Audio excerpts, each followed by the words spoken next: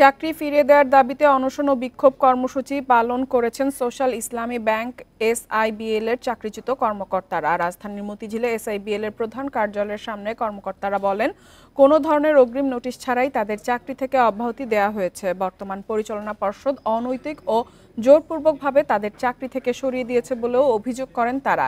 SIBL এর বিক্ষোভকারী কর্মকর্তারা জানান, ৬৭২ জন কর্মকর্তাকে বিনা নোটিশে চাকরিচ্যুত করায় তারা মানবেতর জীবনযাপন করছেন। অবিলম্বে চাকরিতে পুনর্বহালের দাবি জানান আন্দোলনকারী ব্যাংক কর্মকর্তারা।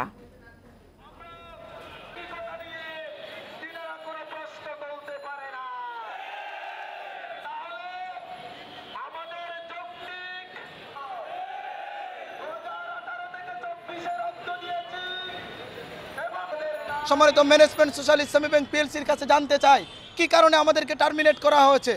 আমাদের যোগ্যতা নিয়ে আমাদের চাকরির আবেদনের প্রক্রিয়া থেকে শুরু করে নিয়োগ প্রক্রিয়ার কোথাও অস্বচ্ছ ছিল কিনা, কিন্তু আমাদেরকে কোনো অপরাধ ছাড়াই এভাবে যে চাকরিচ্যুত করা হলো সেটার জন্য আমরা মানতে পারতেছি না। সেই জন্য আজকে আমরা এখানে অনশন কর্মসূচি করতেছি। আমি অন্তর্বর্তীকালীন সরকারের কাছে একটাই আবেদন করতে চাই, আপনারা যদি আমাদের চাকরিতে পুনর্বহাল করতে না পারেন, আমাদের সরকারি চাকরি দেন, আমরা সরকারি চাকরি করব।